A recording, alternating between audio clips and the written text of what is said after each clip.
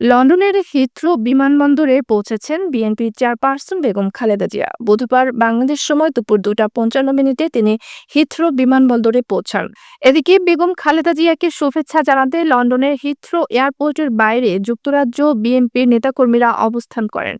এর আগে বেগম খালেদা জিয়াকে বহনকারী এয়ার অ্যাম্বুলেন্স কাতারের দোহা বিমানবন্দর থেকে লন্ডনের উদ্দেশ্যে যাত্রা শুরু করে।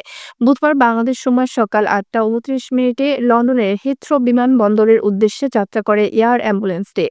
লন্ডনের উদ্দেশ্যে যাত্রার আগে কাতারে বাংলাদেশের রাষ্ট্রদূত নজরুল ইসলাম সাক্ষাৎ করে বিএনপি চেয়ারপারসন বেগম খালেদা জিয়ার শারীরিক অবস্থার খোঁজ খবর নেন।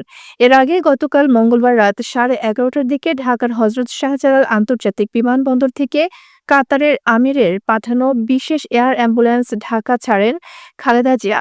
কাতারের যাত্রাবিরতির পর বাংলাদেশ সময় আজ বুধবার বিকেল 4টার দিকে খালেদা জিয়ার লন্ডনের হিথ্রো বিমানবন্দরে পৌঁছানোর কথা। এই সফরে চিকিৎসক সহ 15 জন খালেদা জিয়ার সঙ্গী হয়েছেন। সেখানে 7.5 বছর পর ছেলে তারেক রহমানের সঙ্গে দেখা হয় খালেদা জিয়ার। এই সফরে চিকিৎসক সহ 15 জন খালেদা জিয়ার সঙ্গী হয়েছেন। তাদের মধ্যে প্রয়াত আরাফাত রহমান কোকোর স্ত্রী সিথি রহমানও আছেন। বিএনপি নেতারা জানিয়েছেন, সরকারি কোনো পদে না থাকলেও খালেদা জিয়াকে হিথ্রো বিমানবন্দরে ভিআইপি প্রটোকল দেওয়া হবে। সেখানে তাকে অভ্যর্থনা জানাতে অপেক্ষায় ছিল বিএনপির ভারপ্রাপ্ত চেয়ারম্যান তারেক রহমান সহ হাজারো নেতাকর্মী।